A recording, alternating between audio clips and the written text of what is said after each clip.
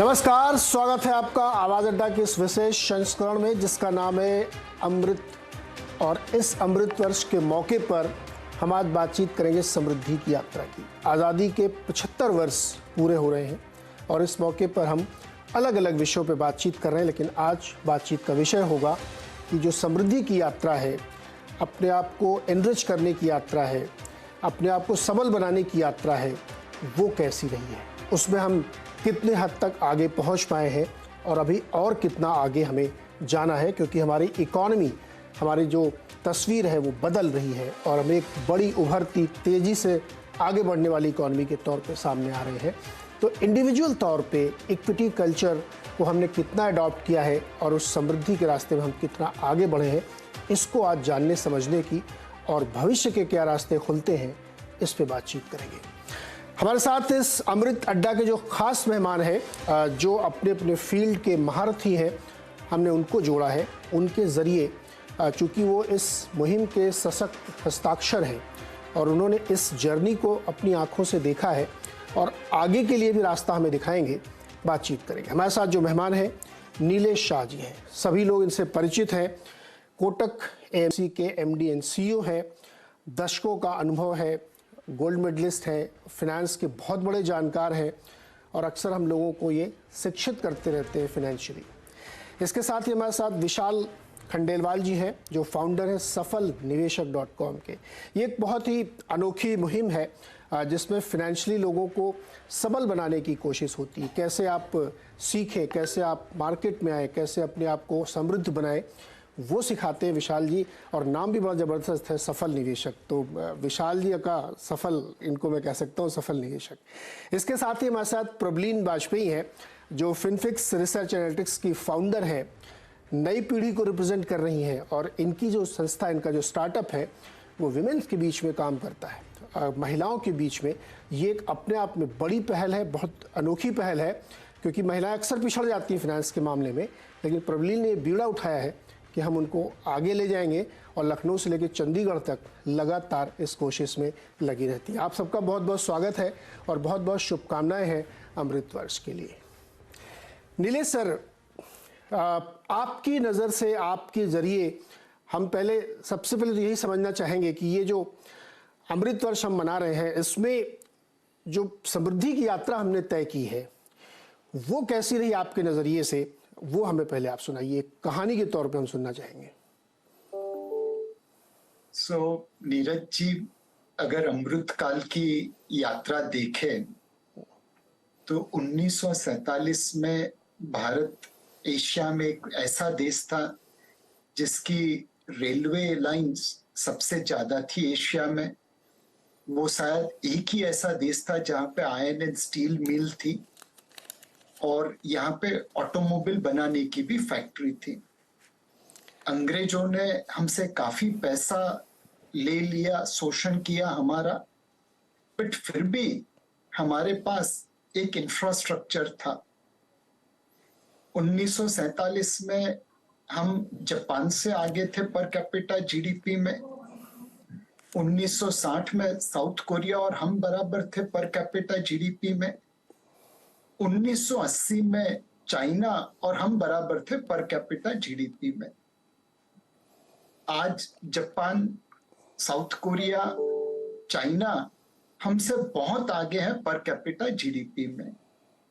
Somewhere between 1947 to 1990 हमने जो रास्ता अपनाया वह स्लो ग्रोथ का था। 1991 से हमने लिबरलाइजेशन अटेम्प्ट किया। तब भारतीय इकोनॉमी तकरीबन $300 बिलियन की थी। आज हम $3.5 ट्रिलियन के आसपास पहुंच रहे हैं। तकरीबन 10 गुना बढ़ोतरी हुई है बिटवीन 1991 एंड 2023। ये जो ग्रोथ हुई है इकोनॉमी की पिछले कुछ सालों में, उसका बेनिफिट आपको स्टॉक मार्केट में दिख रहा है। जब $300 बिलियन की इकोनॉमी थी तो मोटा मोटा मार्केट कैप भी $300 बिलियन के आसपास था, थोड़ा इधर थोड़ा उधर। आज $3.5 ट्रिलियन की इकोनॉमी है तो मोटा मोटा मार्केट कैप भी उसके आसपास है। सो क्लियरली 1991 से लेके 2022-2023 की जर्नी निवेशकों के लिए काफी सफलतम रही है। मुझे लगता है आने वाले 8-10 सालों में हमारी इकोनॉमी $3.5 ट्रिलियन से 6-6.5 ट्रिलियन डॉलर हो जाएगी। जी, जितना पैसा हमने 1991 से 2022-23 तक बनाया है, उतना ही पैसा 2023 से 2030-31 तक बना पाएंगे। नाउ ऑब्वियसली जब आप 300 पे 3000 होते हैं तो 10 गुना रिटर्न है, 3000 पे 6000 होते हैं तो दुगना रिटर्न है। बट साइज वाइज देखे तो आने वाले 8-10 सालों में उतना ही पैसा बनेगा जितना हमने पिछले 30 सालों में देखा है। जी विशाल जी, पहले 60 साल आज़ादी के बाद से $1 ट्रिलियन और उसके बाद फिर बाकी के सालों में बहुत तेज़ी से हमने ग्रोथ की, इकॉनमी बड़ी हुई हमारी, लेकिन रियल इम्पिटस हमें लगता है 91 के बाद से जो रफ्तार अभी अनिल बता रहे थे, मैं नीलेश सर, वहाँ से आई। आप चूँकि फाइनेंशियल लिटरेसी का आपने एक बीड़ा उठाया, मैंने थोड़ा आपके बारे में पढ़ाई की, रिसर्च की, तो आपने इसको एक चैलेंज के तौर पर लिया कि मैं खुद तो सीख रहा हूँ, दूसरों को भी बड़े पैमाने पर सिखाऊंगा मैं। तो ये जो फाइनेंशियल लिटरेसी है, जो कि पहले बड़ी स्लो थी लेकिन अब रफ्तार पकड़ रही है, आपने इसको अपने अनुभव में कैसे देखा? आपका क्या अनुभव रहा इस पूरी जर्नी में? मैं नहीं कह रहा हूँ कि 1947 से आप हमें बताएं, लेकिन जहां से आपने शुरू किया, जो कि बड़ा इनिशियल स्टेज था और बड़े शायद मेरे ख्याल में वो इन्फ्लेक्शन पॉइंट था जहां से शुरू हुई थी तेजी, वो आपकी जर्नी कैसी रही? आई थिंक जैसा नीलेश जी ने बताया, पिछले 50 साल में इस देश की जर्नी, इकोनॉमी की जर्नी, मार्केट्स की जर्नी लास्ट 30-40 साल में काफी अच्छी रही है। निवेशकों ने काफी अच्छा पैसा कमाया। मेरी जर्नी एज एन इन्वेस्टर 2003 में स्टार्ट हुई थी, जब मैंने स्टॉक मार्केट में कदम रखा। तो मेरे लिए फिलहाल 20 साल का समय है जो मैंने देखा है मार्केट में, वो देखा है, एंड काफी अच्छा समय रहा है, काफी उतार चढ़ाव रहे हैं। जब मैंने स्टॉक मार्केट ज्वाइन किया था 2003 में, तब इंटरनेट का जो पेनिट्रेशन था इंडिया में बहुत कम था। हम लोग ज्यादा इंटरनेट यूसेज नहीं था बड़े शहरों के छोड़ के बाहर छोटे शहरों में या गाँवों में। 20 साल बाद जो मैं देखता हूँ, इंटरनेट, खासकर टेक्नोलॉजी, मोबाइल एप्स का जो स्प्रेड हुआ है इस कंट्री में, राइट, उसने एक मल्टीप्लायर इफेक्ट दिया है, not just for investors but financial literacy, right. आज मैं एक छोटे शहर को बिलोंग करता हूँ, राइट। आज से 20 साल पहले उस शहर में बहुत ज्यादा लोग स्टॉक मार्केट्स के बारे में नहीं जानते थे। जो जानते थे वो हर्षद मेहता के बारे में जानते थे या केतन पारिक के बारे में जानते थे, या स्टॉक मार्केट को एक स्कैम समझते थे। 20 साल बाद जब मैं शहर में जाता हूँ या किसी छोटी जगह जाता हूँ, या फॉर एग्जांपल बॉम्बे के बाहर कहीं भी जाता हूँ, स्टॉक मार्केट्स के बारे में लोग जानते हैं। अभी भी बहुत सारे लोग अनफॉर्चुनेटली स्टॉक मार्केट को एक जल्दी पैसा बनाने का जरिया समझते हैं, जो एक सही चीज नहीं है।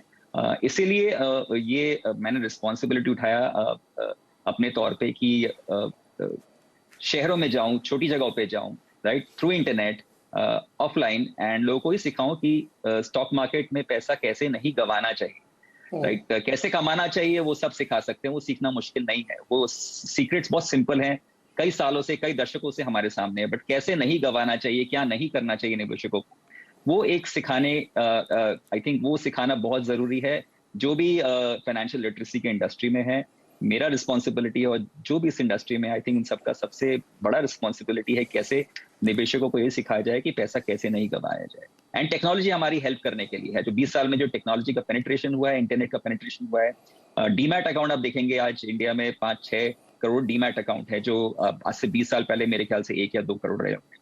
और खासकर कोविड के बाद डीमैट अकाउंट की संख्या काफी मल्टीप्लाई हुई है, राइट। सो जैसे जैसे लोगों को टेक्नोलॉजी ने हेल्प किया है कि वो अपना पैसा इक्विटी में डालें, ग्रोथ के लिए डालें, लॉन्ग टर्म के लिए डालें, उस हिसाब से मेरे ख्याल से फाइनेंशियल लिटरेसी भी स्प्रेड होना चाहिए, जो फिलहाल आई थिंक बहुत इनिशियल स्टेजेस पे है। But I am very hopeful that it's going to do well over the next 20-30 years. 20-30 साल। अब वापस आता हूँ आपके बारे के पास। नीलेश सर, जो निवेशकों की साइकोलॉजी है, जैसा कि अभी विशाल भी कह रहे थे कि वो वक्त के साथ उतनी तेजी से नहीं बदली जितनी बदलनी चाहिए थी या जितनी दूसरी जगहों पे बदली। कंजर्वेटिव थे हम बहुत, और अभी भी आप जाइए तो छोटे छोटे शहरों में लोगों को ऐसा लगता है कि शेयर मार्केट बहुत जल्दी पैसा बनाने वाला तरीका है। वो हम लोगों से भी पूछते हैं, हम तो एंकर हैं, लेकिन हमसे भी पूछते हैं कि कोई ऐसा आइडिया है क्या कि 1 साल में पैसा डबल ट्रिपल हो जाए। तो हमने कहा भाई ऐसा जादू तो हमने भी अभी तक नहीं सीखा, सीखेंगे तो जरूर बताएंगे। तो ये जो साइकोलॉजिकल चेंज अब तक नहीं आया है, या अभी भी आपको लगता है कि हिंड्रेंस है एक? जैसे संस्कृत में कहावत है, टुंदर टुंदर मतिर भिन्ना, वैसे ही भारत में बहुत सारी अलग अलग प्रकार के, अलग अलग किस्म के इंसान है। आज मुझे कई ऐसे निवेशक मिलते हैं, जब गिरती हुई मार्केट में मैं उनको मिलने जाता था तो वो मुझे कहते थे, नीलेश भाई घबराना मत, अपनी ग्रोथ स्टोरी तो बहुत अच्छी है, every correction is an opportunity to buy. पहले मैं लोगों को कहता था, आज लोग मुझे कहने लगे इतना बड़ा चेंज हमने देखा है। दूसरी चीज नीरज भाई, पहले गोरे बेचते थे और हमारी मार्केट गिरती थी। दूर की बात छोड़िए, मार्च अप्रैल 2020 में गोरों ने तकरीबन 48,000 करोड़ का माल बेचा और निफ्टी 12,500 से 7,500 पे खड़ी कर दी। आज यही गोरे 2,50,000 करोड़ का माल बेच चुके अक्टूबर 21 से लेके जून 22 के बीच में। और आज जब हम बात कर रहे हैं, निफ्टी ऊपर से सिर्फ 7% गिरी है। यह चेंज तभी हुआ है जब निवेशकों ने डोमेस्टिक म्यूचुअल फंड को पैसा दिया है। यह चेंज तभी हुआ है जब बहुत सारे निवेशक भारत की ग्रोथ स्टोरी पे विश्वास कर रहे हैं। तो सारा भारत नहीं बदला। जैसे विशाल जी ने बताया, आज भी बहुत निवेशक है जिन्हें स्टॉक मार्केट के बारे में पता नहीं है। आज भी बहुत सारे निवेशक है, जैसे आपने बताया, कि उन्हें रातों रात पैसा दुगना 3 गुना करना है। बट उसके साथ साथ आज ऐसे बहुत सारे निवेशक हैं जो अपनी रेगुलर इन्वेस्टमेंट SIP के जरिए करते हैं, जो लॉन्ग टर्म के लिए निवेश कर रहे हैं। और जब करेक्शन आता है तो वो खुश होते हैं कि हमें सस्ते दाम पे, अच्छे दाम पे भारत की ग्रोथ स्टोरी में पार्टिसिपेट करने को मिल रहा है। मेरा भारत जरूर कह सकता हूं कि बदल रहा है। भारत बदल रहा है, और बदलते भारत की एक तस्वीर प्रबलीन सभी समझते हैं। प्रबलीन, आप बहुत यंग हैं और आपने ये एक बीड़ा उठाया कि आप खुद काम करेंगी और महिलाओं के बीच में खास तौर पे उनको इन्वेस्टिंग के लिए अवेयर करेंगी, उनको सिखाएंगी, उनको प्रेरित करेंगी कि वो आए। अब अभी तो हम लोग ओवरऑल इन्वेस्टर की बात करें तो उसमें से भी एक क्लास है जो विमेन का है, जो कि बहुत कम शायद इसमें पार्टिसिपेट करता था अब तक, अब तो खैर काफ़ी करने लगे हैं। आपका एक्सपीरियंस क्या रहा? आपको भी हो गया कम से कम 10-15 साल तो हो ही गए होंगे काम करते हुए। जी बिल्कुल नीरज, जैसे अभी नीलेश जी ने एंड विशाल जी ने बहुत अच्छे से एक्सप्लेन किया है कि country as a whole change हुई है। एंड आई थिंक जब हम कंट्री की बात करते हैं तो उसमें महिलाएं और पुरुष दोनों एक साथ हैं, और वो जो चेंज है एक सोसाइटी में, वो आई थिंक वो दौर हम सब ने देखा है। अगर हम अपनी मदर्स की बात करें बड़े बेसिक लेवल पे, तो our mothers and grandmothers तो बिल्कुल ही नहीं, मदर्स कुछ की प्रॉब्ली वर्क कर रही थी। आज आप देखेंगे तो आपके पीयर्स में, हम लोगों के एज ग्रुप में विमेन का पार्टिसिपेशन इन वर्क प्लेस बढ़ा है, जॉब्स में बढ़ा है। बहुत सारी प्रोफेशंस हैं जिनको अब धीरे धीरे जेंडर न्यूट्रल देखा जा रहा है। इसका मैं अक्सर एक एग्जांपल देती हूँ कि जैसे एक विमेन ड्राइवर्स हमने देखे हैं कि इंक्रीज हुए हैं, वैसे ही विमेन इन्वेस्टर्स भी इंक्रीज हो रही हैं। तो जो गाड़ी है वो एक तरीके से वो इन्वेस्टमेंट्स हैं जो सिर्फ पहले पुरुष ही करते थे, एंड बट अब हम इंक्रीजिंगली देख रहे हैं कि महिलाएं अपनी जो इन्वेस्टमेंट जर्नी है उसको खुद संभाल रही हैं, अपनी गाड़ी चला रही हैं। So I think this is a societal change. अगर हम मूवीज की बात करें, हम सीरियल्स की बात करें, जो आज सीरीज बन रही है उनकी बात करें, तो एक टाइम था जब विमेन को एक बहुत डिफरेंट प्रोजेक्शन दी जाती थी। एंड आई थिंक आजकल विमेन को बहुत ही सक्सेसफुल, एजुकेटेड एंड एक इक्वल स्तर पे रखा जाता है। एंड वही चीज आई थिंक धीरे धीरे इन्वेस्टमेंट्स में भी रिफ्लेक्ट हो रही है, उतनी रफ्तार से नहीं शायद जितनी होनी चाहिए, बट आई वुड से कि इम्प्रूवमेंट है डेफिनेटली। बट ये एक जर्नी है नीरज, मेरे ख्याल से जो शुरू हुई है, एंड जैसे कहते हैं ना, well begun is half done. So शुरुआत है और मेरे ख्याल से धीरे धीरे रफ्तार पकड़ेंगी and we'll see more and more women जो इन्वेस्टमेंट्स की तरफ आएंगी. बट यस, अभी भी कुछ माइंडसेट में बदलाव की जरूरत है, नॉट ओनली विमेन में, ओवरऑल इन्वेस्टर्स में. जो एक जल्दबाजी है, बिकॉज शायद हमारी सोसाइटी आज ऐसी है जहां हमारी 15 मिनट में डिलीवरी हो जाती है खाने की, 10 मिनट में दूसरी चीज ऑर्डर हो जाती है. सो आई थिंक पेशेंस एक ओवरऑल इन्वेस्टर का कहीं ना कहीं हमारा एक लाइफस्टाइल कुछ ऐसा हो गया है जहां पे हर चीज बहुत इंस्टेंटेनियसली अवेलेबल हो रही है. सो आई थिंक वो वाला तो एक जो चेंज है वो चाहे महिला हो पुरुष हो उन सबको समझने की जरूरत है. But definitely I think women are increasingly coming, invest कर रही हैं. बट अभी है जो फासला तय करने वाला है आगे भी काफी लंबा. आपके इस जवाब में एक सवाल छुपा हुआ है. आजकल ये बड़ा एक साइकोलॉजिकल चेंज है. 10 मिनट में चाहिए चीज़ें, 15 मिनट में डिलीवरीज मिल रही हैं. तो लोगों की साइकोलॉजी वैसी इधर भी बन जाती है कि जब इधर 15 मिनट में डिलीवरी हो सकती है तो मार्केट से डिलीवरी क्यों नहीं होती है. विशाल जी, एक इन्वेस्टर और एक सफल इन्वेस्टर में क्या फ़र्क होता है? इन्वेस्टर सफल आई थिंक सफल बनने में जिंदगी निकल जाती है, राइट. बहुत लंबा टाइम होता है. इन्वेस्टमेंट का सबसे खास बात है कि रिटर्न्स जो होते हैं, और एक सक्सेसफुल और सफल और असफल इन्वेस्टर का जो डिफरेंशिएशन होता है उसको पता करने में एक्चुअली 30-40 साल शायद ज्यादा लग जाते हैं, राइट. 10 साल में अगर कोई इन्वेस्टर अपने आप को सफल समझता है, या 15 साल में समझता है, या 5 साल में, आजकल 1 साल में या कुछ महीनों में लोग अपने आप को सफल समझने लग जाते हैं, राइट. दैट आई थिंक वो एक अच्छी चीज नहीं है, खासकर यंग निवेशकों के लिए, राइट. सो मुझे आई थिंक संत कबीर ने ये कहा था, ये दोहा कहा था जो मुझे याद आ रहा है, जो मैं एक्चुअली हर यंग इन्वेस्टर को बताना चाहता हूँ और मैं बताता हूँ. उन्होंने कहा था, धीरे धीरे रे मना, धीरे सब कुछ होए, माली सींचे 100 घड़ा, ऋतु आए फल होए. तो आप कितनी कोशिश कर लीजिए, माली कितनी कोशिश कर ले, अगर उसको पेड़ जल्दी उगाना है तो ज्यादा पानी डालेगा तो पेड़ उगेगा नहीं, खत्म हो जाएगा. निवेश भी वैसा ही है, उसको आपको टाइम देना पड़ेगा.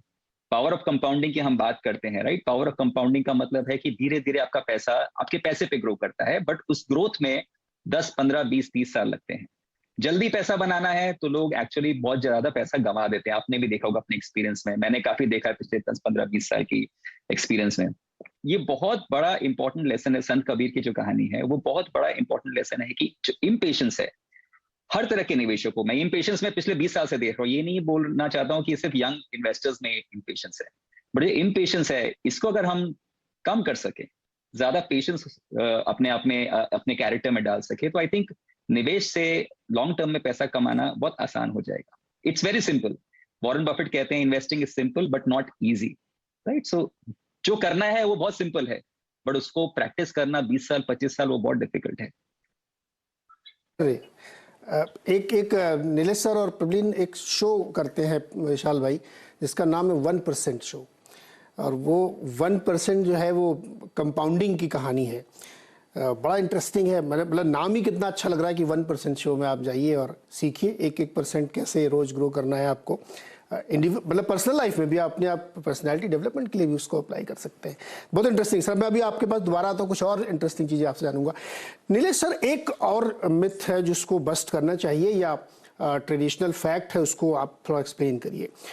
भारत जैसे देश में जहाँ पे बहुत ज़्यादा लोग कंजर्वेटिव थे, अभी भी है बहुत जगहों पर, यहाँ पैसे से पैसा कमाना बहुत अच्छा नहीं माना जाता था. लोग गाँव में अरे सूदखोर हैं ये, तो भाई पैसे से पैसा बना रहे हैं, ये गड़बड़ चीज़ करते हैं. ये एक परसेप्शन बन गया था लोगों को. तो how to make money out of money was not a culture. लेकिन वो धीरे धीरे हटा. अब लोगों को समझा आप इन्वेस्ट कर रहे हैं तो आप पैसे से पैसे ही तो बना रहे हैं, आप थोड़ी काम कर रहे हैं. Late money work for you. मुझे बताइए, ये मिथ क्यों इतने समय तक चलता रहा और इसको कैसे बस्ट किया गया, और अभी भी बहुत जगहों पर है ये? सो नीरज भाई, मुझे लगता है कि हम अपनी मूल को भूल चुके हैं. हिंदू धर्म में हमें 4 आश्रम दिए गए हैं. पहला है ब्रह्मचर्याश्रम, वहां पे आप पढ़ाई करते हैं, सीखते हैं. उसके बाद आता है गृहस्थाश्रम, वहां पे आप अर्थ की उपासना करते हैं, फैमिली बनाते हैं. उसके बाद आता है वानप्रस्थ आश्रम, वहां पे आप सोसाइटी के लिए काम करते हैं. और फाइनली आता है संन्यास्त्रम, यहाँ पे आप संन्यास लेते हैं और आत्मा का कल्याण करते हैं। क्लियरली ब्रह्मचर्य आश्रम और गृहस्थ आश्रम, ये दोनों में हमें अर्थ की उपासना के लिए प्रेरित किया गया है। ये हमारे शास्त्र कहते हैं, ये हमारी संस्कृति कहती है। हमारे धर्म में काम अर्थ दोनों को हमने स्थान दिया है। तो सदियों से अगर आप देखें तो भारत के लोग अर्थ की उपासना करते थे। इसीलिए वास्को डी गामा पुर्तगाल से भारत के लिए आया। हमारा राम भाई श्याम भाई तो अमेरिका या यूरोप नहीं जा रहा था। हमारे लोग अफ्रीका में धंधा करते थे, अरब देश में धंधा करते थे, फार ईस्ट में सुमात्रा, बाली, कंबोडिया तक धंधा करते थे। आपको शायद आश्चर्य होगा, जब मैं साउथ कोरिया गया था तो वहां पे मुझे कहा गया कि हम तो मतलब अयोध्या के निवासी है। मैंने उस जमाने में रिसर्च की तो पता चला कि अयोध्या से कोई प्रिंसेस साउथ कोरिया गई थी और उनका राजवंश उनसे चल रहा है। तो सदियों से हमने व्यापार को, पैसे की, अर्थ की उपासना को महत्व दिया। कहीं पे फिर हम अपने मूल को भूल गए और ऐसा लगा कि पैसा कमाना ठीक नहीं है। बट इस मामले में मुझे वॉरेन बफेट का एक कोट बहुत अक्सर याद रहता है, money is not everything in life, money is not important, make sure that you have made enough money before you make such statement. पैसा कमाना बुरी बात नहीं है, सही तरीके से पैसा कमाए तो वो अच्छी बात है। और एक बार पैसा कमाने के बाद आप उस पैसे को सही तरीके से खर्च भी कर सकते हैं, दान कर सकते हैं, सोसाइटी के उपयोग में पैसा लगा सकते हैं। खाली जेब से आप वो सारे काम नहीं कर पाएंगे। सो पैसे को महत्व दीजिए, पैसे को परमेश्वर मत बनाइए, बट पैसे को महत्व जरूर दीजिए। और पैसे पे पैसा बने, उसमें कोई बुरी बात नहीं है। सर, पैसा सब कुछ नहीं है, लेकिन पैसा बहुत कुछ है। और पैसा हाथ का मैल नहीं है, पैसा चेहरे की रौनक है। आप धन को कमा लेते हैं तो आप बहुत कुछ कर सकते हैं, दूसरों की मदद कर सकते हैं, जीवन को समृद्ध बना सकते हैं। और पैसा बेसिकली रिसोर्स है जो आपकी लाइफ के बेटरमेंट के लिए उसका इस्तेमाल करते हैं। इसलिए पैसा कमाना बुरी बात नहीं है। प्रबलीन, इस इन्वेस्टमेंट जर्नी में कल्चरली हम लोगों ने देखा तो क्या छोटे शहरों में टियर 2 टियर 3 सिटीज़ में जो लड़कियां हैं या जो यंग लड़के भी हैं आप लोगों के पास, वो भी टच में आते होंगे, उनको ऐसा लगता है कि अपनी जो भी हमारी टेक होम सैलरी है उसका 20-30% इन्वेस्ट करना चाहिए इक्विटीज़ में, या अभी भी वो पुराने स्टाइल में कहीं पे मकान खरीद लें, सोना जेवर वेवर खरीद लें, इस टाइप्स की थॉट्स अभी भी हैं?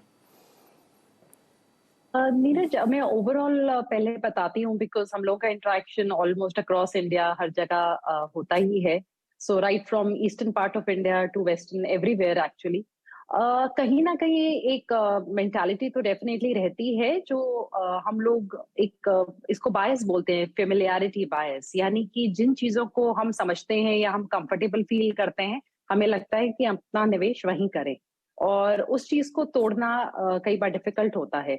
और प्रॉब्लम ये है कि जब वो हम तोड़ते भी हैं तो लोग बहुत थोड़े अमाउंट के साथ उसको तोड़ के जैसे बाहर आके इक्विटीज में डालना भी चाहते हैं, बिकॉज उन्होंने सुना होता है कि म्यूचुअल फंड्स में बहुत रिटर्न बन जाते हैं। सो यूजुअली जो मैंने काफी लोगों के साथ इंटरेक्शन में एक चीज देखी है कि जब वो म्यूचुअल फंड्स या इक्विटीज की बात करते हैं या एक ट्रेडिशनल इन्वेस्टमेंट ऑप्शन को छोड़ के इधर आने की बात करते हैं, अक्सर बड़ी हाई एक्सपेक्टेशंस के साथ आते हैं। दूसरा, उनको लगता है कि अब हम डाल रहे हैं तो हमारा पैसा इतना तो बन ही जाए, so and that amount is little, बहुत ज्यादा निवेश नहीं कर रहे होते हैं वो। तो एक ये प्रॉब्लम मैं जरूर बोलूंगी, बिकॉज हमने सुनी सुनाई बातों पे लोग आजकल ऐप खोल के देखते हैं न्यूज चैनल्स में, तो मुझे लगता है एक रियलिस्टिक जो एक्सपेक्टेशंस होनी चाहिए मार्केट से वो कई बार नहीं होती हैं। सो इन्वेस्टमेंट का डेफिनेटली उनमें इंटरेस्ट होता है, बट उनको ये समझाने की जरूरत डेफिनेटली पड़ती है कि एक रियलिस्टिक एक्सपेक्टेशंस आप मार्केट से कैसे रखें। पैसा आपका ऊपर भी जाता है, नीचे भी जाता है, और जैसे अभी विशाल जी ने बोला कि पेशेंस रखना पड़ता है। इट्स लाइक अ सैपलिंग, अगर आज आपने पेड़ का, नीम का पेड़ भी लगाया है तो आज जो छोटी पौध है उसको बढ़ने में समय लगेगा कि वो बढ़ के तगड़ा हो जाए, और फिर आंधी तूफान यानी कि मार्केट की वॉलेटिलिटी का भी आपके इन्वेस्टमेंट पे असर नहीं पड़ेगा।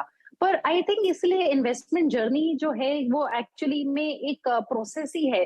तो हम छोटे से शुरुआत करने की कोशिश करते हैं ऐसे इन्वेस्टर्स के साथ, ताकि उनका कुछ एक्सपीरियंस बने एंड ग्रेजुअली फिर उनको आगे लेके जाते हैं।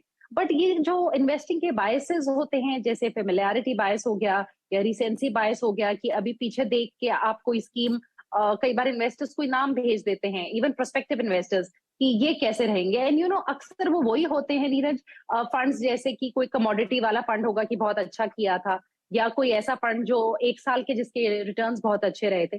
तो I think when you are investing in equities and या म्यूचुअल फंड या equity mutual funds, I think एक क्रक्स, एक बेसिक अंडरस्टैंडिंग होनी बहुत जरूरी है उस एसेट क्लास की। हम जब गोल्ड में पैसा लगाते हैं तो अगले साल हम ये देख के कि नेगेटिव 18% है, हम गोल्ड से पैसा नहीं अपना जाके ज्वेलरी नहीं बेच देते, हम उसको रखते हैं इवन अगर हमने ज्वेलरी फॉर्म में लिया होता है। तो मैं ये बोलूंगी कि है डेफिनेटली शुरुआत टूवर्ड्स फाइनेंशियल एसेट्स, और हमने ये फिगर्स में भी देखा है कि रियल एस्टेट और गोल्ड से थोड़ा हट के फाइनेंशियल एसेट्स की तरफ एक डेफिनेटली कदम बढ़ा है। पर आई थिंक इसके लिए अभी भी बहुत एजुकेशन, जैसे विशाल जी कर रहे हैं, and there is more education which is required, ताकि लोगों को एक मच्योर तरीके से वो इस इन्वेस्टमेंट का बेसिकली एसेट क्लास का पूरा जो सही तरीका है उससे इन्वेस्ट कर सकें और उस जर्नी का पूरा सुख उठा सकें। अपनी स्क्रीन पे आप देख रहे होंगे तो हमने अलग अलग एसेट क्लास के रिटर्न्स दिखाए हैं कि गोल्ड में, रियल एस्टेट में, फिक्स डिपॉजिट में किस तरीके से ओवर 50 इयर्स कैसे कैसे रिटर्न है। ये एनुअलाइज्ड रिटर्न है, एवरेज करके हमने निकाले हैं। तो आप देख रहे होंगे उसमें इक्विटी क्लास जो है वो सबसे बेहतरीन रिटर्न उसने दिया है वर्ल्ड वाइड। आप दुनिया में कहीं भी देखेंगे तो बेस्ट एसेट वही मानी जाती है जिससे वेल्थ क्रिएट होती है। आप पैसा बनाते, सारे एसेट क्लास अच्छे हैं तो इसमें कोई खराब नहीं होता, लेकिन अगर आपको ज़्यादा बड़ा रिटर्न चाहिए, वेल्थ क्रिएट करनी है, तो इक्विटीज़ को सबसे बढ़िया माना जाता है। लेकिन उसमें जैसे विशाल जी और नीलेश सर कह रहे हैं कि लंबा समय आपको देना पड़ेगा, वो ना बिरयानी की तरह उसको धीरे धीरे पकाना पड़ेगा, वो एकदम से इंस्टेंट कॉफ़ी नहीं होती है। विशाल सर ये बताइए कि ये जो जर्नी हम लोग पूरी तय करने की कोशिश कर रहे हैं, समझने की कोशिश कर रहे हैं, क्या चीज़ ऐसी है जो इन्वेस्टर के कंट्रोल में नहीं है और क्या चीज़ है जो मेरे कंट्रोल में है, मैं वही करूंगा सिर्फ? लेकिन इसका जवाब बहुत आसान है। रिटर्न्स इन्वेस्टर के कंट्रोल में नहीं है, और वही एक ऐसी चीज है जिसको हम कंट्रोल करना चाहते हैं। हमारा बिहेवियर हमारे कंट्रोल में है, हम कितना रिस्क लेते हैं इन्वेस्टिंग करने के लिए वो हमारे कंट्रोल में है, हम कितना टाइम देते हैं वो हमारे कंट्रोल में है, रिटर्न्स हमारे कंट्रोल में नहीं है। प्रॉब्लम है कि जो पहली तीन चीजें मैंने बताई हमारे कंट्रोल में है, हम उस पर ध्यान नहीं देते और हम सिर्फ रिटर्न्स पे ध्यान देते हैं। आई थिंक ये बहुत इंपॉर्टेंट लेसन है समझने के लिए कि इन्वेस्टर्स को एक इल्यूजन जो होता है कि मैंने स्टॉक के बारे में पढ़ा या मैंने कोई स्टॉक टिप लिया और मैंने स्टॉक में इन्वेस्ट किया तो वो स्टॉक बढ़ेगा, राइट? वो स्टॉक नहीं जानता है कि आप उसको ओन करते हैं। स्टॉक के पास कोई इमोशन नहीं है कि विशाल ने स्टॉक खरीदा है तो अब मुझे ऊपर जाना, राइट? इसीलिए बहुत इंपॉर्टेंट है इन्वेस्टर्स के लिए वो डिसाइड करना कि रिटर्न उनके कंट्रोल में नहीं है, उनके कंट्रोल में प्रोसेस है।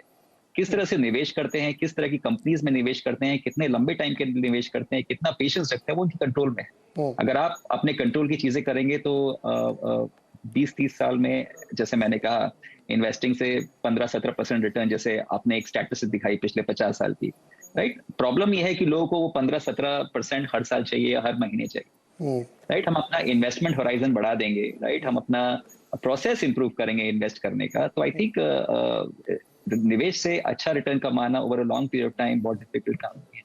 आई थिंक स्टॉक्स में पैसा बनाने के लिए एक इन्वेस्टर्स को सिर्फ 3 चीजें चाहिए। अच्छे स्टॉक्स देखने का दृष्टिकोण, लाइक विजन, राइट? अब अच्छे स्टॉक्स कौन से हैं, अच्छे बिजनेसेस कौन से हैं, उनको देखने का विजन चाहिए, उनको खरीदने का साहस चाहिए। करेज बहुत इंपॉर्टेंट है, राइट? एक इन्वेस्टर के लिए खराब वक्त में जब सब लोग स्टॉक्स बेचते हैं उस वक्त वो करेज बहुत इंपॉर्टेंट होता है इन्वेस्टर के लिए। और तीसरा चीज होता है पेशेंस, राइट? वो अच्छे स्टॉक्स को खरीद के रखने का धैर्य चाहिए, राइट? अगर आपके पास वो विजन है, आपके पास वो करेज है और आपके पास वो पेशेंस है, आपका इन्वेस्टिंग जर्नी बहुत आसान हो सकता है। ओके, ये विजन और पेशेंस अभी आपसे मैं दोबारा आऊंगा तो पूछूंगा। नीलेश सर, अभी प्रबलीन ने कहा कि आप पेड़ लगाएंगे, उसमें पानी देते रहेंगे तो बहुत बड़ा हो जाता है पेड़, है ना? उसमें समय लगता है उसके बड़ा होने में। लेकिन क्या लखनऊ साइड में ना जो लोग दशहरी आम के पेड़ लगाते हैं वो 3-4 साल में फल देने लगते हैं। तो उनको लगता है कि आज लगाया और बस 3 साल बाद फल मिलना शुरू। लेकिन वो भूल जाते हैं कि उस पेड़ की लाइफ बहुत लंबी नहीं होती, उसको फिर रीजनरेशन में जाते हैं, नए नए कलम बनानी पड़ती है, बहुत सारी चीज़ें करती हैं। इसको सॉल्व करने के लिए म्यूचुअल फंड इंडस्ट्री ने बहुत काम किया है और वो हम लोग हमेशा देखते हैं कि वो लोग, पहला उनका सेंटेंस यही होता है कि पेशेंस रखिए, जुटे रहिए, बने रहिए इसमें। और वो सबसे अच्छे 2 दिन अगर आपने मिस कर दिए अपनी लाइफ की उस जर्नी के, तो आपको रिटर्न नहीं बनेगा। थोड़ा इसको एक्सप्लेन करिए हमारे इसको, क्योंकि ये जो जर्नी हम कराना चाहते हैं उनको समृद्धि की, तो ये दशहरी आम वाला कल्चर या कलमी आम वाला कल्चर बहुत ज़्यादा फायदेमंद नहीं होता है। नीरज भाई, किसी की तकदीर से ज्यादा और किसी के वक्त से पहले भगवान भी आपको कुछ नहीं दे सकता, तो मार्केट या म्यूचुअल फंड का मैनेजर क्या भला है। संस्कृत में एक सुभाषित है, न धैर्यन बिना लक्ष्मी, न शौर्यन बिना जय, न ज्ञानेन बिना मोक्ष, न दानेन बिना यश। जब तक आप धैर्य नहीं रखेंगे, लक्ष्मी माता आपके ऊपर कृपा नहीं करेगी। अब इस धैर्य को विशाल भाई ने पेशेंस के रूप में बताया, आपने दशहरी आम के रूप में बताया। It is your time in the market which makes money, not timing the market. जब तक आप पराक्रमी नहीं बनेंगे तो विजय कैसे पाएंगे। जैसे युद्ध में शत्रु का सामना करना पड़ता है, वैसे मार्केट में वॉलेटिलिटी का सामना करना पड़ता है। आपको उस वॉलेटिलिटी के ऊपर विजय पाना जरूरी है और उसके लिए शौर्य, साहस, लॉस लेने का साहस रखना पड़ता है। न ज्ञानेन बिना मोक्ष। जब तक नॉलेज नहीं होगी तब तक आपके पास पैसा बनाने की काबिलियत नहीं आएगी। बहुत पहले जब मैं 90 की तेजी में मार्केट में आया था, मेरा पहला जो मिस एडवेंचर था वो बहुत कॉस्टली रहा। मैंने सारे पैसे खो दिए और तब एक बुजुर्ग ने मुझे एडवाइस किया था, नीलेश, ये दलाल स्ट्रीट है, यहाँ पे लक्ष्मी माता का पूजन तो दिवाली की रात को करते हैं, बट सरस्वती माता का पूजन तो हर दिन करना पड़ता है, तब जाके पैसा बनेगा। सो धैर्य के बगैर न लक्ष्मी मिलती है, शौर्य के बगैर न जय मिलता है, ज्ञान के बगैर मोक्ष नहीं मिलता और दान के बगैर यश नहीं मिलता। सो धैर्य से निवेश करिए, लंबी अवधि के लिए निवेश करिए, रेगुलर निवेश करिए, एसआईपी के जरिए निवेश करिए और एक डिसिप्लिन एसेट एलोकेशन फॉलो करिए। ये कुछ छोटे नियम आपके लिए फाइनेंशियल फ्रीडम प्रदान कर सकते हैं। के लिए ये बहुत ही ज़रूरी और महत्वपूर्ण चीज़ें हमने एक ब्रॉडर पिक्चर के तौर पे समझी। अब मैं इसके आगे की जर्नी में थोड़ा स्पेसिफिक्स पे बात करूंगा और एक्सपीरियंसेस आप लोगों के सुनूंगा।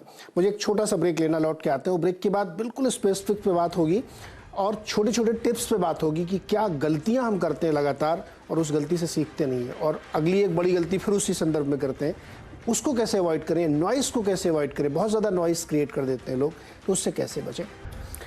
स्वागत है एक बार फिर से आपका अमृत अड्डा में। और आज हम समृद्धि की चर्चा कर रहे हैं, इक्विटी कल्चर की बात कर रहे हैं, शेयर मार्केट की बात कर रहे हैं कि कैसे इस जर्नी में लोगों ने अपने आप को समृद्ध बनाया है और ये जर्नी अभी और रोबस्ट तरीके से चलने वाली है।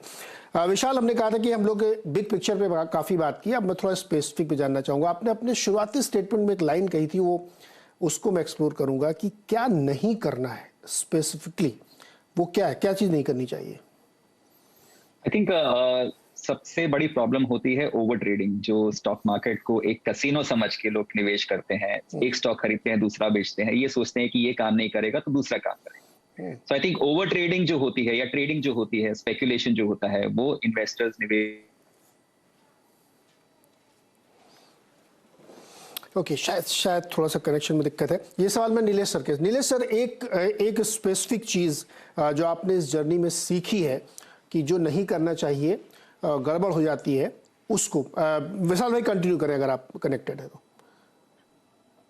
हाँ, तो पहला चीज ओवर ट्रेडिंग था। सेकंड चीज जो एडवाइस मैं करता हूँ लोगों को वो है फ्यूचर्स एंड ऑप्शंस, डेरिवेटिव्स में जो लोग पैसा डालते हैं ये सोच के कि पैसा लेवरेज, पैसा बोरो करके पैसा स्पेकुलेट करते हैं, तो वो नहीं करना चाहिए। तीसरा चीज है, आप जिस चीज में निवेश कर रहे हैं उसके बारे में आपको जानकारी होनी चाहिए। अगर आप अपना पैसा निवेश कर रहे हैं तो आपको अपनी बुद्धि यूज करनी पड़ेगी। किसी बोरोड कन्विक्शन या बोरोड टिप पे आप इन्वेस्ट कर रहे हैं वो नहीं करना चाहिए। तो ये 3 इंपॉर्टेंट थिंग्स हैं जो मैं एडवाइस करता हूँ निवेशकों को नहीं करनी चाहिए। आई थिंक ये अगर ये नहीं करें तो आपका बहुत हो सकता है। नीलेश सर, क्या नहीं करना चाहिए? और इस आधुनिक युग में जहाँ पे इतनी सारी नॉइसेज हैं, इतनी सारी चीज़ें अगल बगल गुजरती रहती हैं, तो मानवीय प्रवृत्ति होती है, स्वभाव होता है, आदमी उससे प्रभावित हो जाता है। लेकिन चूंकि आपने एक लंबा समय गुजारा है इस मार्केट में, तो हमारे निवेशकों को खास तौर पे कि भाई आप वो रिपीट गलती ना करें और अनुभव से सीखें। वेल नीरज भाई, वैसे तो बहुत सारी चीजें हैं, कुछ चीजें विशाल जी ने बता दी है, बट मैं सिर्फ यही कहूंगा कि एक गुजराती में कहावत है, जितनी चद्दर उतना ही आप पांव फैलाए। ऑब्वियसली इसका हिंदी ट्रांसलेशन उतना अच्छा नहीं आया जितना आना चाहिए। यही है, जितनी चादर उतने पैर फैलाइए। हाँ, अगर आपकी रिस्क प्रोफाइल कंजर्वेटिव है तो आप राहुल द्रविड़ की तरह ही बैटिंग करिए, वीरेंद्र सहवाग मत बनिए। अगर आपकी रिस्क प्रोफाइल एग्रेसिव है तो वीरेंद्र सहवाग की तरह बैटिंग करिए, चेतेश्वर पुजारा बनने की कोशिश मत करिए। अपने आप को पहचानिए, क्या मैं ट्रेडर हूं, क्या मैं इन्वेस्टर हूं, क्या मैं रिस्क टेकर हूं, क्या मैं नॉन रिस्क टेकर हूं। जितनी आपकी फितरत है, जितना रिस्क आप ले सकते हैं उस तरह से निवेश करिए। सेकंड चीज है कि दूसरों की गलती से अगर सीख ले तो बहुत अच्छा है। कई बार आप दूसरों की गलती से नहीं सीख सकते, कोई बात नहीं, अपनी गलती से सीखिए, बट एटलीस्ट गलतियां दोहराइए मत। ये मार्केट बहुत ही काइंड है, अगर आप एक बार गलती करो तो माफ कर देता है, बार बार गलती करेंगे तो फिर सजा मिलती है। तो अपनी जितनी चादर है उतने ही पांव फैलाइए, जितना रिस्क आप ले सकते हैं उसी हिसाब से आपका पोर्टफोलियो बनाइए। तो जितनी चादर है उतना फैलाइए, यानी बेसिकली रिस्क आप कितना ले सकते हैं, कितना आपके एटीट्यूड में है, वो जानना बहुत जरूरी है। विशाल जी, अपनी रिस्क प्रोफाइल कैसे पहचानते हैं आप? या कैसे लोगों को बताते हैं कि आपकी रिस्क प्रोफाइल ये हो सकती है? लोग पूछते होंगे आपसे सेमिनार में कि मेरा रिस्क कैसे तय करूं मैं? नहीं, रिस्क समझाना लोगों को बहुत डिफिकल्ट काम है। लोग रिस्क समझते हैं कि पैसा ऊपर नीचे जो डेली मार्केट में जाता है, वॉलेटिलिटी जिसको हम कहते हैं, उसको रिस्क मानते हैं। बट वॉरेन बफेट का जो टिपिकल डेफिनेशन है जिससे मैं सहमत हूं, वो कहते हैं रिस्क सिर्फ एक चीज है, रिस्क है आपका पैसा परमानेंटली लॉस हो जाए। राइट? सो आप ऐसे निवेश, ऐसे इन्वेस्टमेंट में, ऐसे बिजनेस या स्टॉक्स में इन्वेस्ट करते हैं जिसमें जो खराब निवेश है और जिसमें आपका पैसा 100% लॉस्ट होने का चांसेस है, आप उस निवेश में निवेश नहीं करना है आपको। सो वो एक रिस्क है जो आई थिंक इन्वेस्टर्स को समझना चाहिए, एंड वही मैं समझाता हूँ। Risk, that is the only risk, there is no other risk.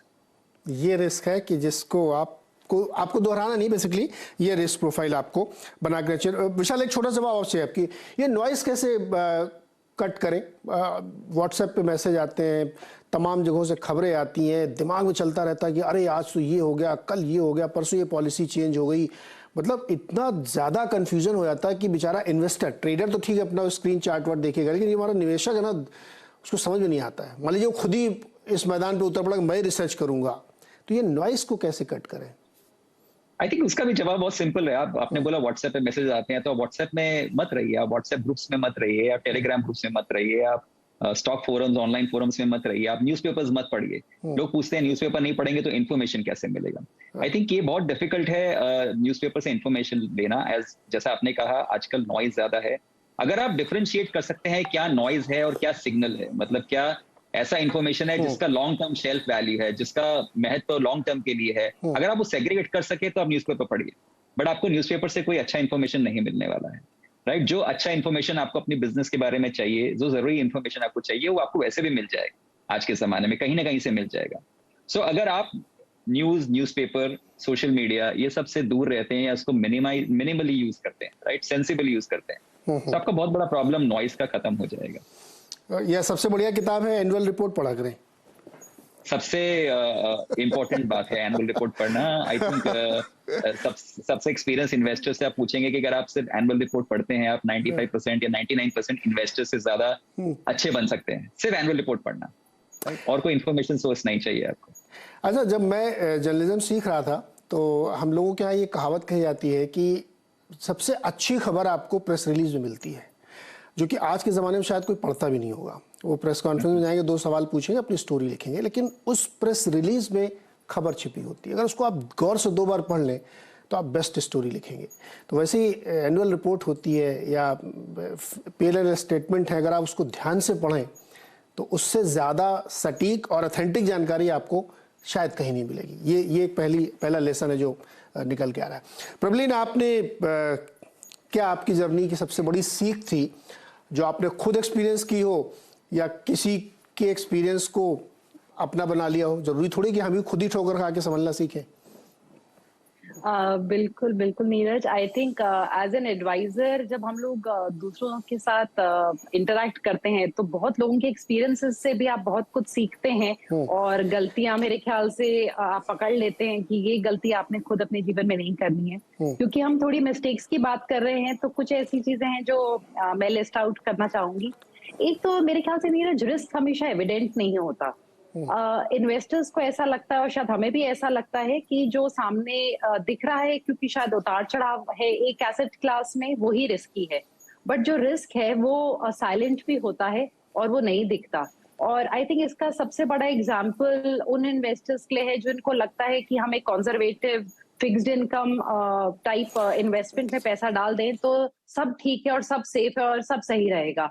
पर शायद वो उस रिस्क को नहीं देख पाते हैं कि यहाँ पे इन्फ्लेशन आपके पैसे की परचेजिंग पावर को धीरे से कम कर रहा है और जो इस हिडन रिस्क को नहीं पहचान पाते। तो आई थिंक ये इंटरेक्शंस के थ्रू एक देखने को और सीखने को मिलता है that risk is not always evident. आपको जरूरी नहीं है जो सामने चीज उतार चढ़ाव होती हुई दिखाई दे वही रिस्की है, वो सिर्फ उस एसेट क्लास का एक नेचर है।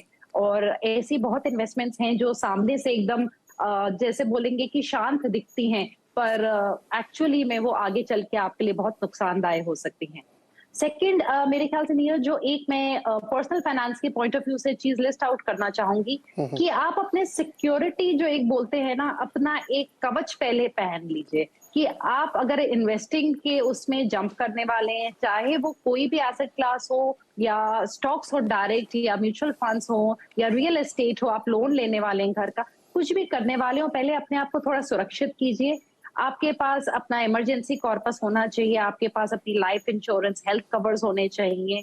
और इन बेसिक चीजों को सेट करने के बाद उसके बाद अपनी इन्वेस्टिंग जर्नी की शुरुआत कीजिए और अपने गोल्स के मुताबिक इन्वेस्ट करिए। हम लोग अक्सर गोल्स को चार्ट आउट नहीं करते हैं, हमें लगता है कि कर रहे हैं हम, अब कुछ ना कुछ तो जा ही रहा है, पीपीएफ में कुछ, ईपीएफ में जा रहा है, हो जाएगा जब टाइम आएगा। लॉन्जेविटी बहुत बढ़ गई है, पहले लोग 60-70 से ज्यादा बिल्कुल नहीं जीते थे, अब लॉन्जेविटी ऑफ लाइफ है। लाइफस्टाइल चेंजेस हैं, एक टाइम पे आप 60 पे बस रिटायर होके घर पे ही बैठ जाते थे, आजकल लोग 70 पे भी वर्ल्ड ट्रिप्स कर रहे हैं। तो जमाना बदल गया है, तो उसके हिसाब से हमारी जरूरतें बदली हैं और पैसा खत्म होने का रिस्क सबसे बड़ा है। तो उसके हिसाब से सही शुरुआत करना इन्वेस्टमेंट्स की एक पक्के तरीके से एसेट एलोकेशन को पूरी तरह ध्यान में रखते हुए आई थिंक बहुत इंपॉर्टेंट है। तो ये मेरे ख्याल से कुछ चीजें हैं जो कोई भी इन्वेस्टर हो, चाहे डायरेक्ट इक्विटीज में चाहे म्यूचुअल फंड्स में, उनको इस चीज का ध्यान रखना चाहिए। बिल्कुल, एसेट एलोकेशन बहुत ही इंपॉर्टेंट चीज है कि आप कैसे अपने सारे फाइनेंसेस को मैनेज करें। अच्छा, मैं एक थोड़ा सा अनकन्वेंशनल सवाल पूछने वाला हूँ नीलेश सर आपसे, क्या लालच एक बुरी बला है? लालच हमेशा बुरी बला है। हमारे में कहावत है कि जहाँ लालची होते हैं वहां पे ठग कभी भूखे नहीं मरते। और नीरज भाई, आप देखिए, हमने गूगल सर्च की थी, कोई खास रिसर्च नहीं की, और न्यूज़पेपर में जो आइटम आई थी उसी का टोटल किया है और उसको 50-60% हमने डिस्काउंट किया कि चलो न्यूज़पेपर में शायद कभी बातें बढ़ा चढ़ा के किसी ने की हो। 1.5 करोड़ से ज्यादा भारतीय ने तकरीबन 1,80,000 करोड़ रुपया कलेक्टिव इन्वेस्टमेंट स्कीम में खोया है। कहीं ईमू के नाम पे लेके गए, कहीं टिकवुड के नाम पे लेके गए, कहीं प्लांटेशन के नाम पे लेके गए, कहीं वैसे ही पैसा डबल करने के नाम पे लेके गए। 1.5 करोड़ भारतीय पिछले 10 से 15 सालों में 1,80,000 करोड़ रुपया खो चुके हैं लालच की बला में। तो ये तो मैं दावे के साथ कहूंगा, लालच बहुत बुरी बला है। अपने भय और अपनी आशा दोनों के बीच में इक्विलिब्रियम रखिए, लालची मत बनिए। जहां लालच है वहां पे ठग कभी भूखा नहीं मरेगा। बहुत ही इंटरेस्टिंग बात है।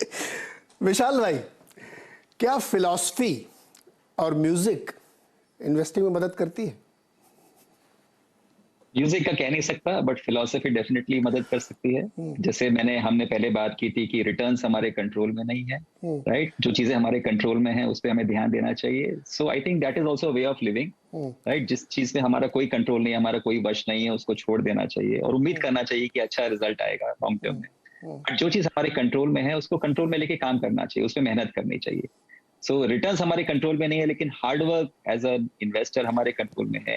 अच्छे निवेश कैसे ढूंढ सके, लॉन्ग टर्म के लिए कैसे धैर्य से रख सके, वो हमारे कंट्रोल में है, right? So I think philosophy is very important. Western philosophy, Indian philosophy, आप जितना पढ़ेंगे उतना अच्छा रहेगा। म्यूजिक के बारे में बस इतना ख्याल है मेरा कि मन को शांत करता है अच्छा music, not loud music, right? अच्छा म्यूजिक मन को शांत करता है। अब जितना आपका मन शांत और शिथिल रहेगा उतने अच्छे आप थॉट्स रहेंगे, उतना अच्छा में शायद पेशेंस रहेगा, उतने अच्छे शायद फैसले ले सकेंगे। तो जगजीत सिंह ने यही तो किया था, उन्होंने फिलॉसफी को इंस्ट्रूमेंटल कर दिया था, तो बहुत ही शानदार म्यूजिक बन गया वो, और वो हमें पीस ऑफ माइंड देता है और सिखाता है कि आप कैसे बने रहें। प्रवीण, आप खाली समय में जी विशाल कंप्लीट।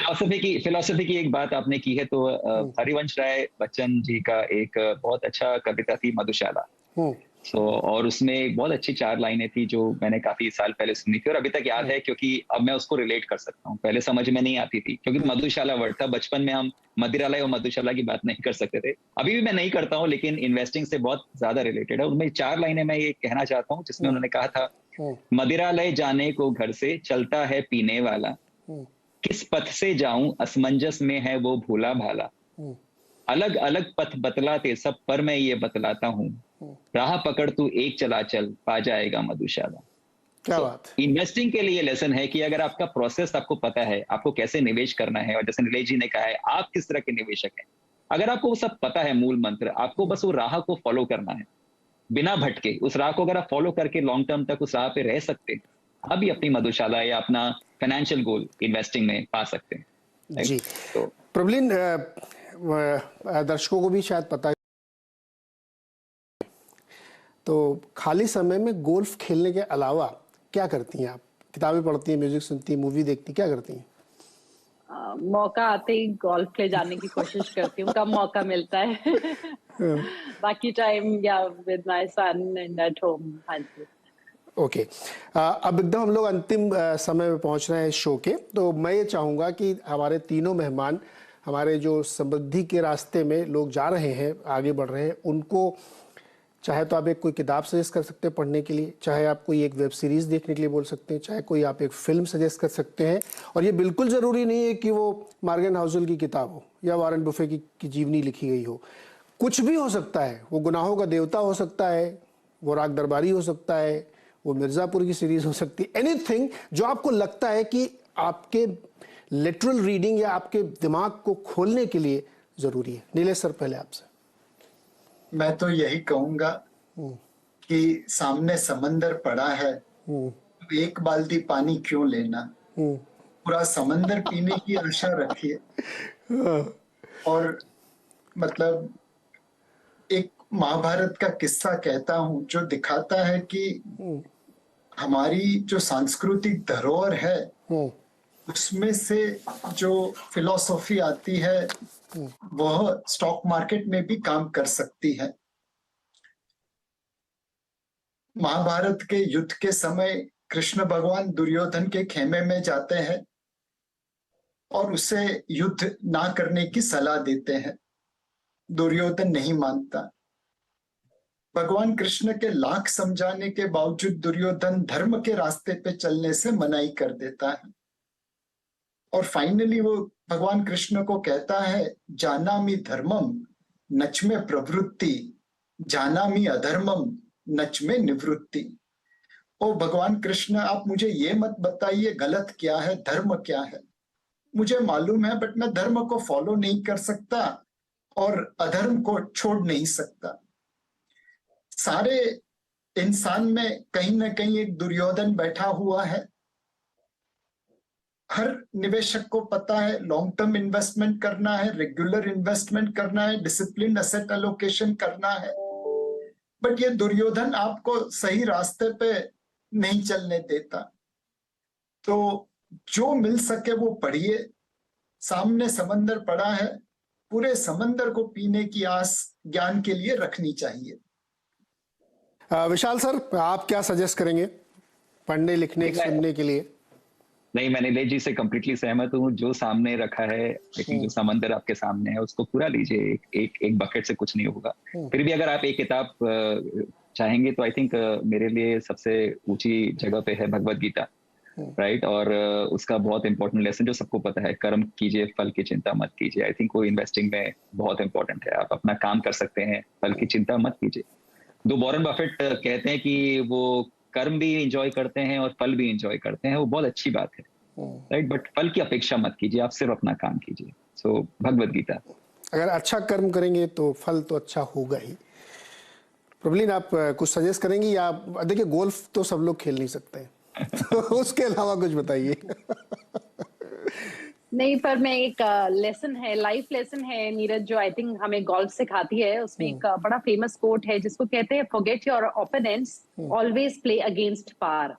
यानी कि जब आप खेल रहे हैं आप भूल जाइए कि आपके साथ कौन कैसे खेल रहा है। एंड आई थिंक ये लाइफ में भी बहुत इंपॉर्टेंट है, स्पेशली जहां हमारे गोल्स रिलेटेड हैं। आप दूसरों को मत देखिए, हर की जर्नी अलग है। आप अपने आप को बेटर करने पे फोकस करिए। So you have to play against the par. आप उसको एक अपना बेंचमार्क बना के चलिए लाइफ में। अपनी इन्वेस्टमेंट जर्नी में, अपनी निजी जिंदगी में ध्यान दीजिए, अपने आप को इम्प्रूव कीजिए, अपने करियर में अपने आप को बेटर कीजिए। एंड फोकस अपने गोल्स को पाने पे होना चाहिए। आपके पड़ोसी ने अपना गोल पाया, कैसे पाया, उस पे नहीं। हर इंसान की जर्नी यूनिक है एंड इन्वेस्टमेंट जर्नी तो उससे ज्यादा यूनिक है। सो आई थिंक फोकस जो है वो अपने पे एंड अपने गोल पे, अपने फाइनेंशियल गोल्स पे। बिल्कुल, लक्ष्य पे आपकी नज़र होनी चाहिए और आपको उस मछली की आंख दिखनी चाहिए। उसके लिए आप कुछ भी पढ़ें, कुछ भी सुने, आवाज़ अड्डा का ये शो देखें जिसमें इतनी सारी ज्ञान की बातें की गई हैं। जैसे भी और अपने लक्ष्य को हासिल करने के लिए उसकी तरफ बढ़ें, ईमानदार कोशिश करें और मेहनत से कोशिश करें तो कुछ भी मुश्किल नहीं है और समृद्धि के रास्ते पर आप आगे बढ़ सकते हैं। मेरी तरफ से सिर्फ एक ही है कि हेल्थ पे ज़रूर ध्यान दीजिए, क्योंकि लाइफ को एंजॉय करने के लिए फिट रहना बहुत ज़रूरी है। तो आप उसके लिए जो भी कर सकते हैं, व्यायाम करें, घूमें फिरें या जो भी करें, लेकिन हेल्थ पे इन्वेस्टमेंट करिए, समय दीजिए अपने शरीर को, बहुत ज़रूरी है। बहुत बहुत शुक्रिया सर आप सभी लोगों का हमारे साथ जुड़ने के लिए और इस अमृत अड्डा में लोगों को कुछ कुछ अमृत पान कराने के लिए। बहुत बहुत शुक्रिया हमारे साथ जुड़ने के लिए।